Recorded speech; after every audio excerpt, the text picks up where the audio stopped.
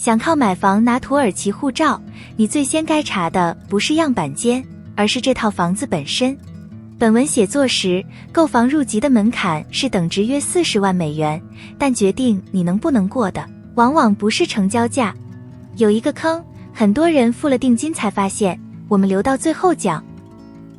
投资入籍看的不是你花了多少钱，而是这套房产在产权、估值和资金路径上是不是全部合规。任何一项不达标，申请都可能卡住。先说规则，本文写作时，购房路径的最低投资额为等值约40万美元，这个门槛由土耳其相关法规设定，历史上曾从25万美元上调，未来仍可能变。金额通常以外币计价，再按土耳其央行 TCMB 的汇率折算成里拉登记，所以汇率一波动，就可能影响你到底达没达标。还有一条固定特征，产权证上会加注3年内不得转售，这是投资入籍房产的标配，买之前心里要有数。规则清楚了，那具体怎么查？我们把它拆成可执行的4步。第1步，核查产权与登记。土耳其的产权证叫 tapu， 登记数据通过土地登记总局的 TACBIS 系统维护。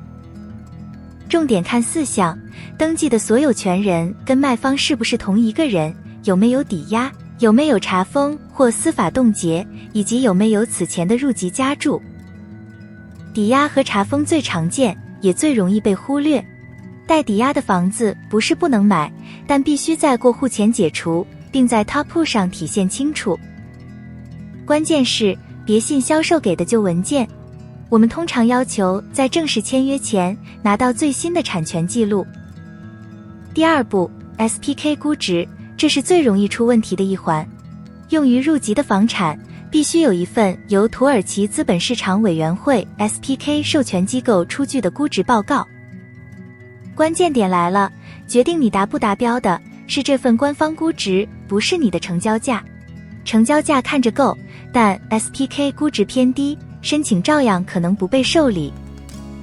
所以在付大额款项前，先取得或核对估值报告，确认估值、日期和房产信息都对得上。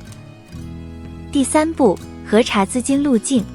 本文写作时，购房款通常要经土耳其境内银行结汇，并向央行 TCMB 出具外汇兑换证明，也就是 Davas Alam Belgizi。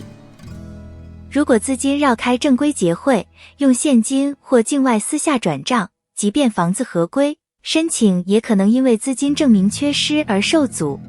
中国客户还要注意国内的外汇管理规定。第4步，核查开发商、历史和法律状态。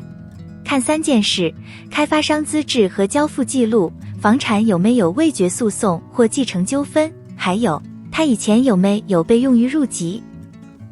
说到这，回到开头那个坑，同一套房产，如果前手已经用它办过投资入籍，一般就不能再用于新的申请。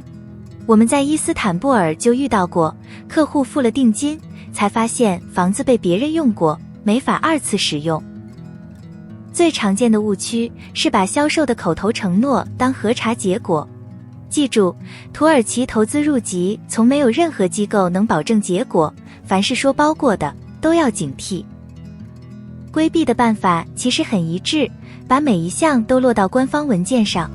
产权看 tapu 和 TACBIS， 估值看 SPK 报告，资金看 TCMB 的兑换证明，移民条件看移民管理总局的现行规定。